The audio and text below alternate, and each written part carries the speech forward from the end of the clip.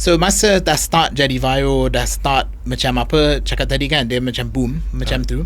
Apa dia punya macam rahsia yang jadi viral tu? Is it macam the style of content you guys buat ke, tempat mana you guys pergi ke? Apa yang membuat dia boom tu? Dia ada beberapa faktor jugalah. Antaranya kita tahulah kalau tempat-tempat yang best macam kita dulu, okay, jom kita ni orang ingat kita buat makan. Actually kita bukan food review. Nampak? Kita bukan food review. Jom kita tu saya dah cakap tu, jom kita adalah permulaan kata untuk semua perkara.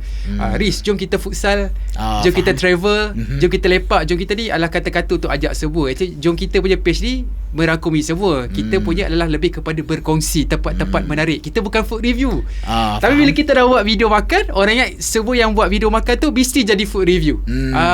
Tapi sebenarnya you guys lebih banyak lah daripada tu kan. Kita lebih kepada kongsi. Macam tempat makan, ada dekat sini dia jual dekat nasi lemak dalam buluh. Kau datanglah, kita takkan cakap nasi lemak tu sedap, nasi dalam buluh ni rasa lemak dia, tak ada. Kita cakap okay, uncle ni dah jual itik 50 tahun. Kita nak kongsi, datanglah you guys. Macam lebih kepada perkongsian lah. Yelah, dan rasanya itu beza antara review dan juga sharing ke promoting. Betul. Marketing kan. Kita lebih nak, kalau dalam bahasa dia panggil promote lah, promosikan tempat. Tapi kita lebih kepada selesa, nak kata kita lebih kepada kongsi. Kita share, more to sharing with people.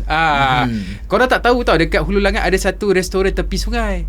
Dia ada kopi. Kita takkan cerita dia sedap ke tak. Kita lebih kepada bagi tahu orang. Yelah, ada macam, tempat macam promote kan. macam kita bagi tahu, macam like nak hebah kat orang. Korang tak tahu ada satu ni dia jual sengkuang calit sedap. Faham tak? Faham. Macam tu lah, lebih kepada berkongsi.